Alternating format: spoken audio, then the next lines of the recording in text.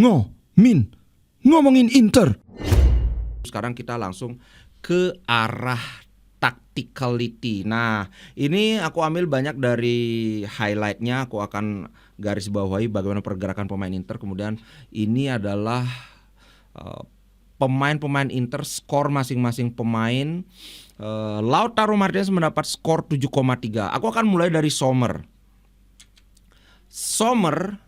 Di awal-awal dia tidak terlalu banyak mendapatkan gempuran dari Atalanta, tapi mendekati akhir-akhir permainan, ini aku ngomong secara umum dulu ya. Kalau kawan-kawan ingat bahwa di menit-menit awal Atalanta terlihat kayak merasa trauma. Kalau kawan-kawan ingat ketika Inter menang 4-0 lawan Atalanta, itu kan mereka dari sejak menit awal mereka sudah full attack, pang. Tapi tahu-tahu kalah 4-0 kan. Nah, kalau kita lihat bahkan dari ini kurang besar kayaknya. Coba aku besarin lagi. Nah, kalau kita lihat dari line up mereka menyimpan Ederson, Ketelaar, Ademola Lookman untuk dimainkan di babak kedua. Padahal ketiganya ini adalah 3 pemain terbaik Atalanta menurutku saat ini.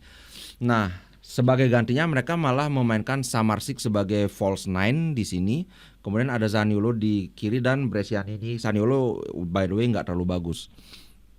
Nah, kelihatan 12 menit atau 15 menit pertama mereka sangat berhati-hati, dan Inter sebaliknya.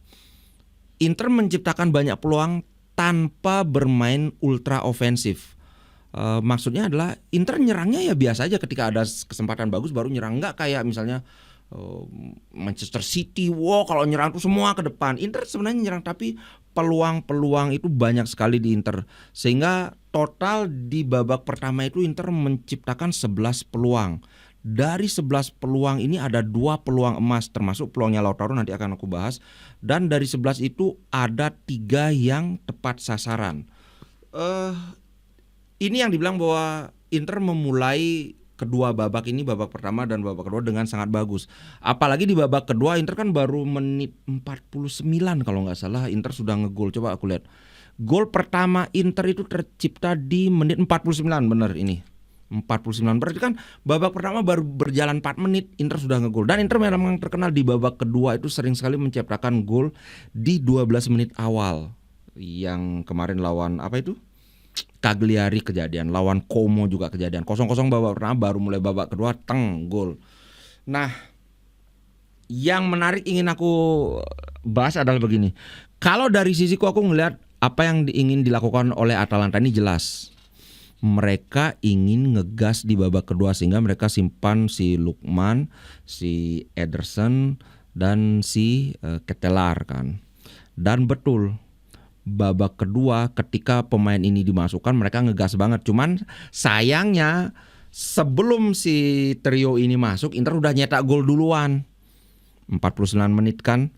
Nah, kemudian pemain-pemain ini masuk, kelihatan permainan Atalanta membaik. Tapi apa yang terjadi saudara-saudara? Inter malah nambah gol lagi.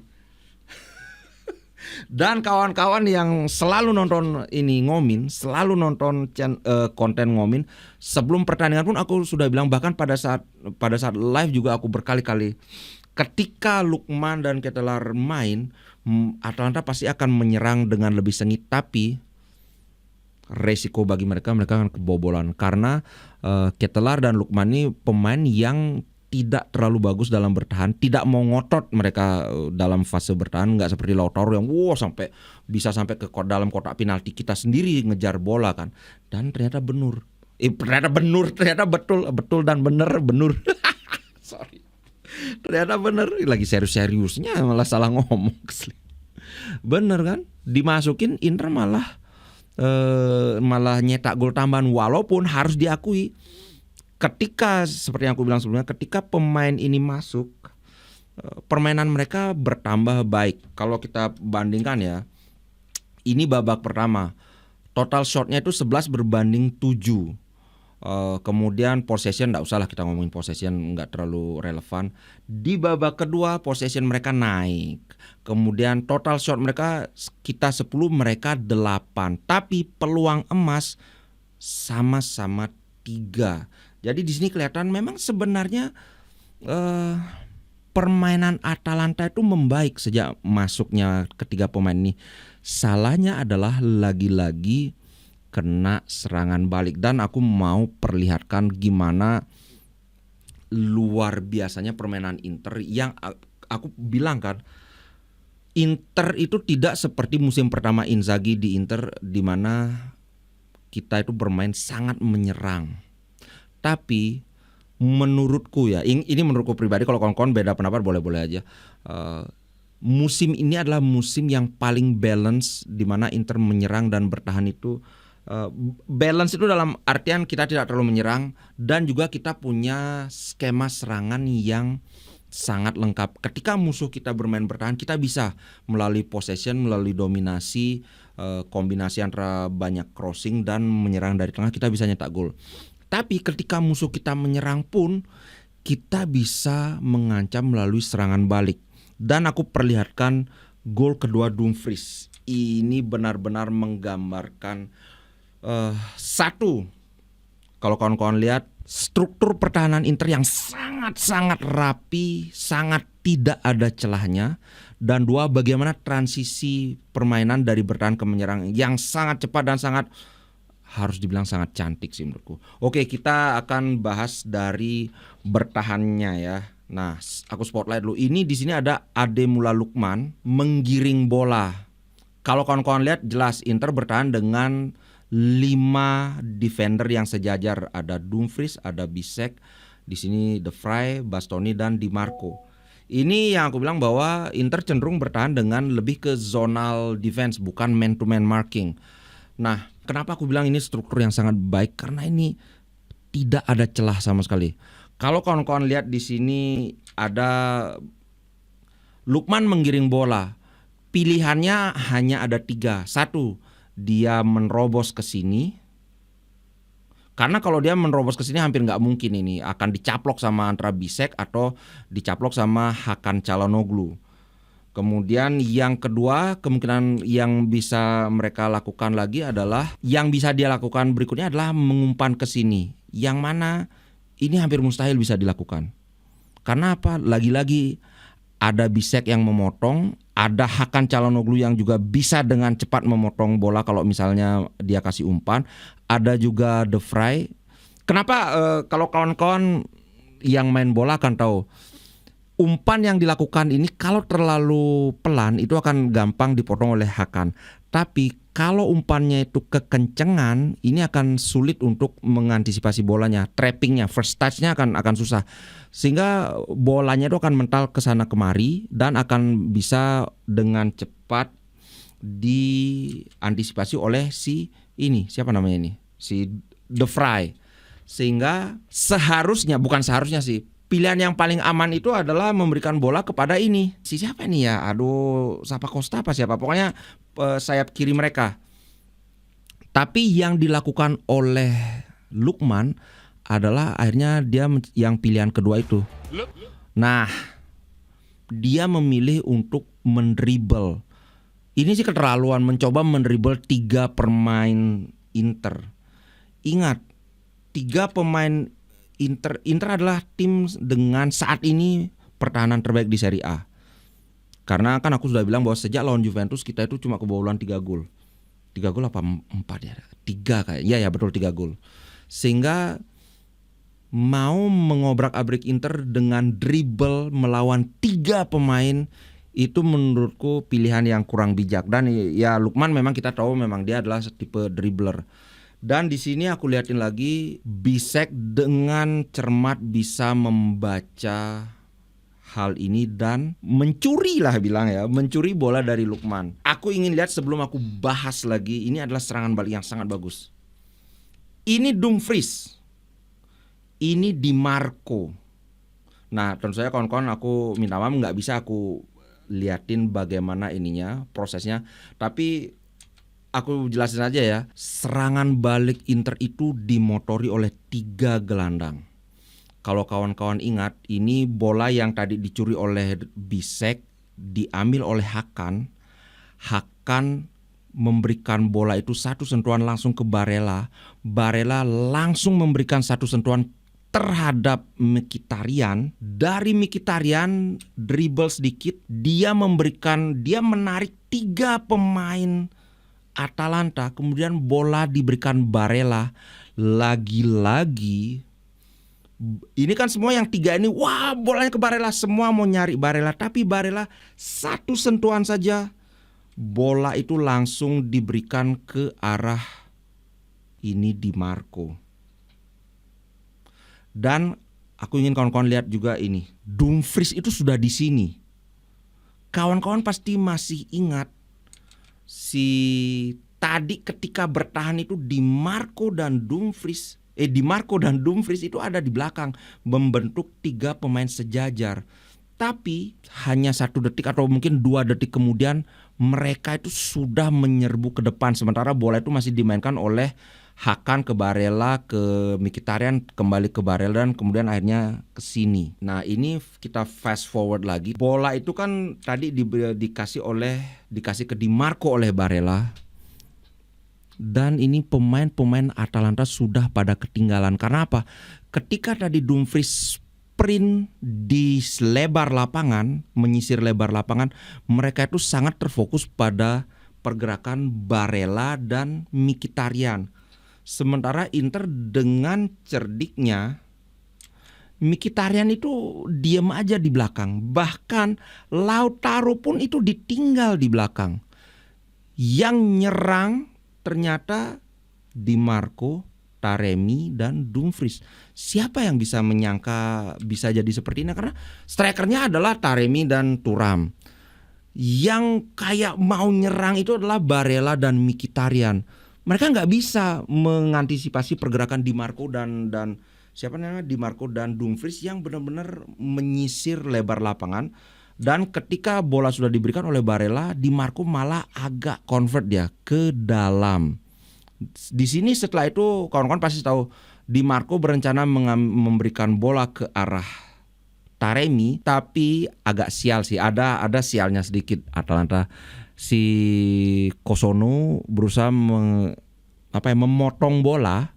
Bolanya bisa dipotong sebenarnya, tapi kemudian setelah bola dipotong itu, malah bolanya mengalir ke Dumfries yang sama sekali tidak ada yang mengawal. Karena seperti yang aku bilang tadi bahwa pergerakan Di Marco dan Dumfries itu tidak ada yang bisa mengantisipasi karena bola itu dimainkan di tengah tuk.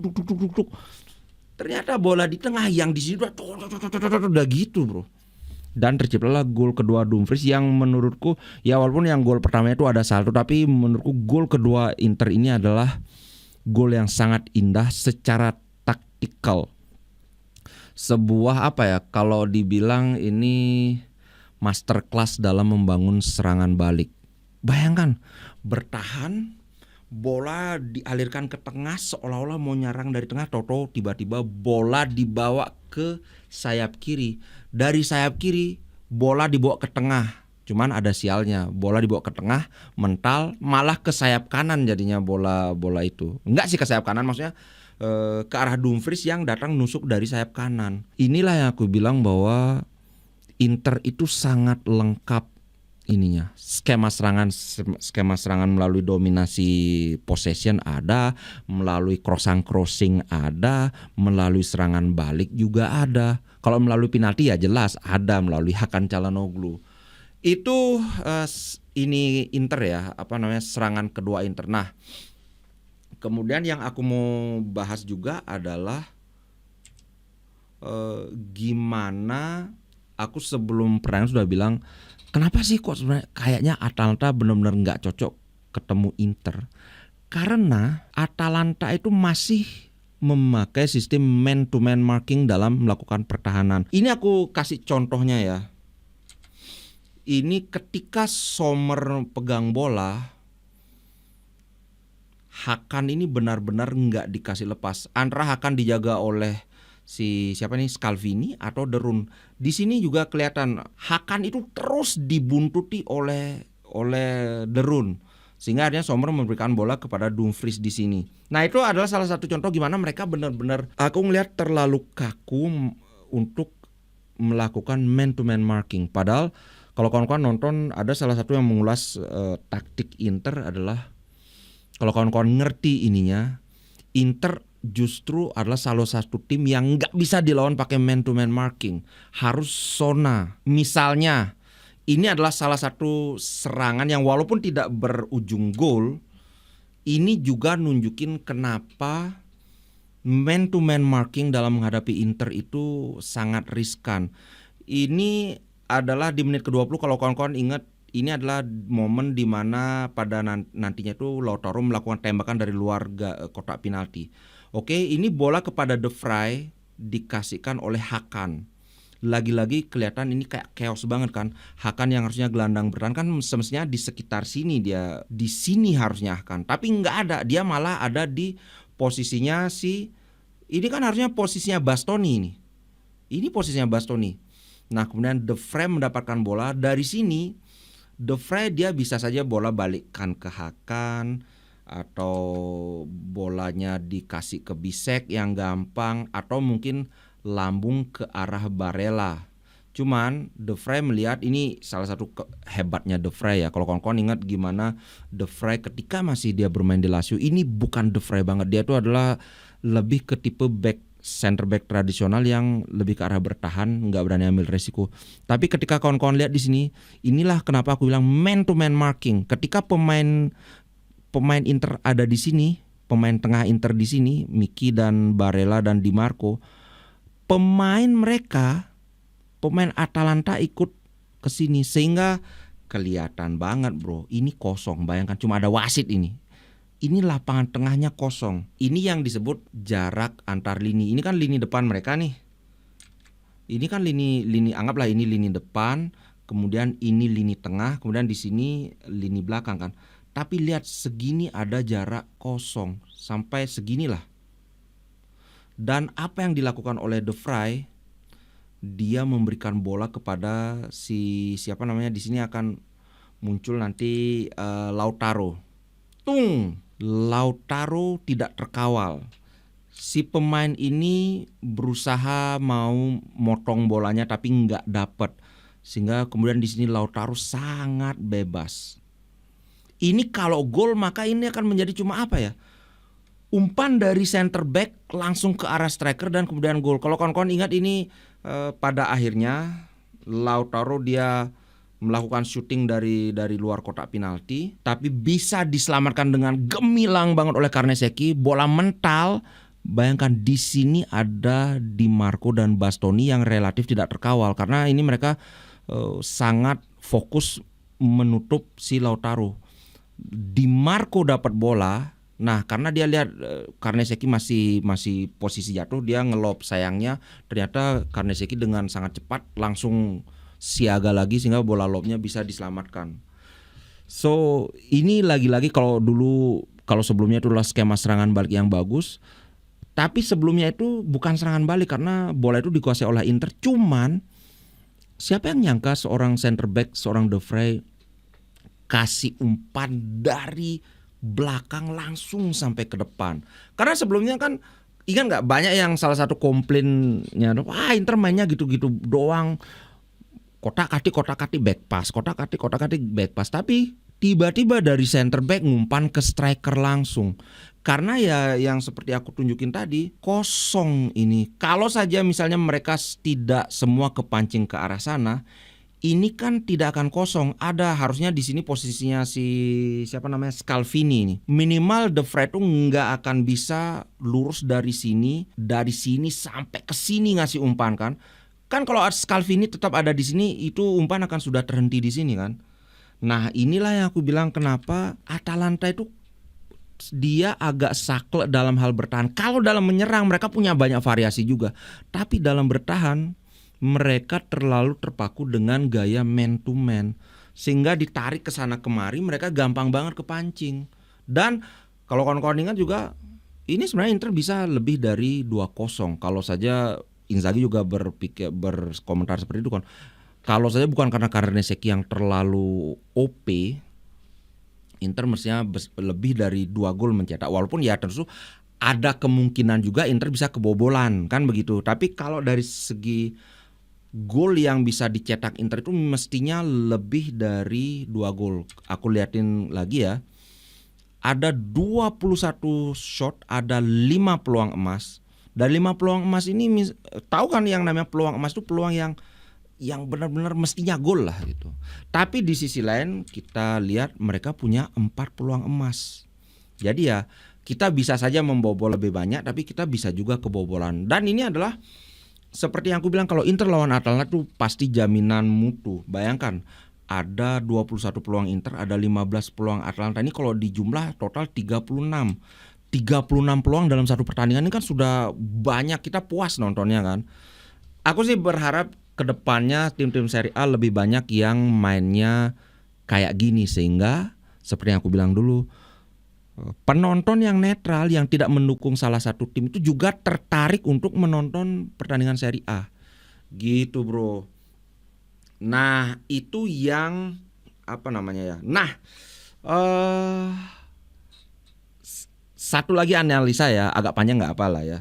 Ini kan hardcore ininya, contoh konten yang hardcore. Aku akan tunjukkan bagaimana pressing yang dilakukan oleh Inter pada saat yang tepat benar-benar mengacaukan build up serangan Atalanta. Nah ini, mereka kan Atalanta adalah salah satu tim yang juga suka build up dari bawah. Sebelumnya itu build up dari sayap kanan, tapi kemudian dia di pressing oleh Taremi. Dia agak terburu-buru memberikan umpan ke, ini aku lupa siapa, tapi dia pun di pressing oleh Di Marco sehingga bolanya mental ke sini. Bolanya mental ke situ, diambillah sama Taremi Teng dari sini. Taremi mendapatkan bola kan, ada Di Marco yang sudah siap mengamankan bola. Ini salah satu permainan pressing Inter yang sangat bagus. Nah, bolanya dilepaskan lepas dari Taremi karena dia kan kayak nyopet bola aja, bola mengarah ke sini dan Di Marco memang sudah dia berlari ke arah sana, sehingga ya bagus sekali bola ada di jalur Di Marco. Dan Lautaro di sini lihat tidak terkawal.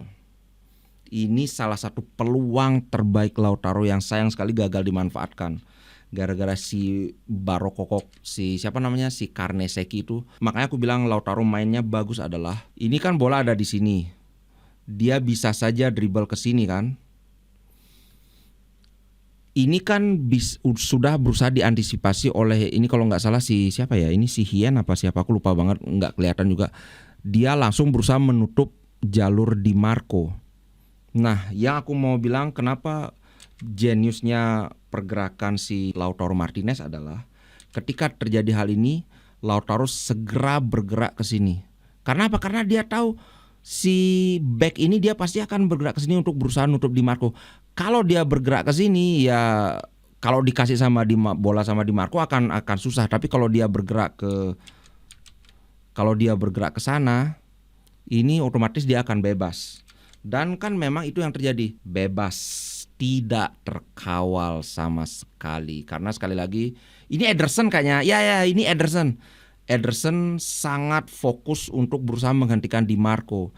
Setelah ini kawan-kawan sudah tahu apa yang terjadi, jadi nggak usah aku ini kan, bola diberikan kepada Lautaro one on one dengan Karnesecchi, tapi ya lagi-lagi kurang beruntung. Bolanya bisa diselamatkan. Gila, aku masih nggak habis pikir gimana ceritanya kayak situasi gitu bisa nggak gol. Tapi nah ini yang kalau kita menilai seorang pemain itu kita nggak bisa hanya wah dia menyanyiakan peluang, wah dia nggak nyetak gol. Nggak, kita harus melihat loh kok dia bisa punya peluang. Kalau aku menilai begitu, dia bisa punya peluang. Satu, dia bagus membuka ruangnya. Dua,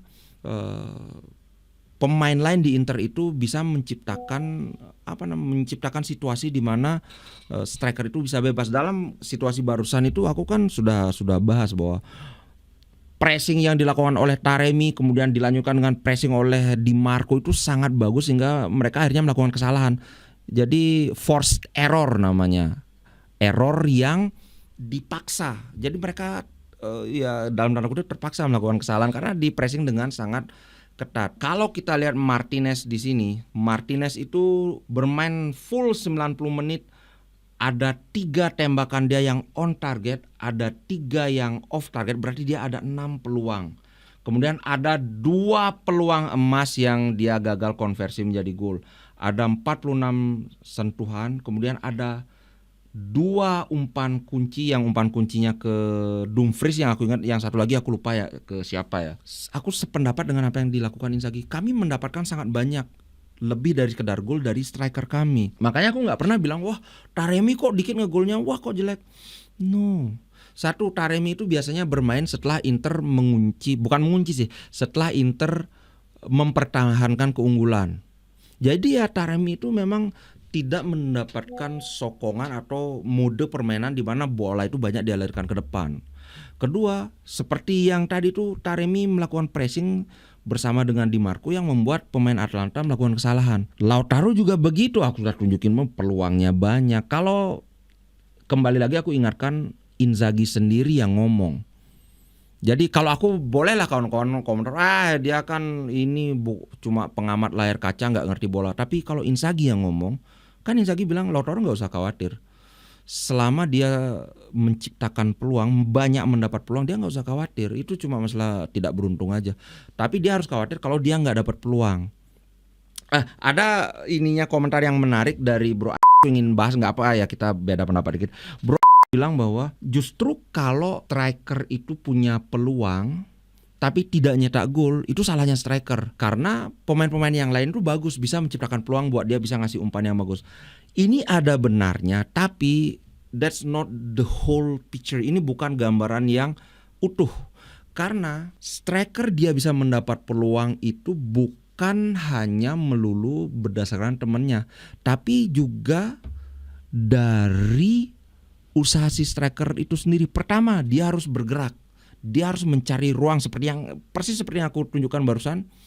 Di Marco bawa bola, pemain lain ada yang berusaha memotong Di Marco, dia langsung menjauhi pemain itu. Itu kan kejelian dalam membuka ruang kan. Kedua, itu juga tergantung dari kemampuan striker dalam trapping, first touch. Misalnya nih, dia dikasih bola di kayak Lautaro yang barusan, dia dikasih bola, bisa nggak dia first touch-nya bagus sehingga bola itu nggak mental kemana-mana. Kemudian yang kedua, bisa nggak dia melakukan shooting?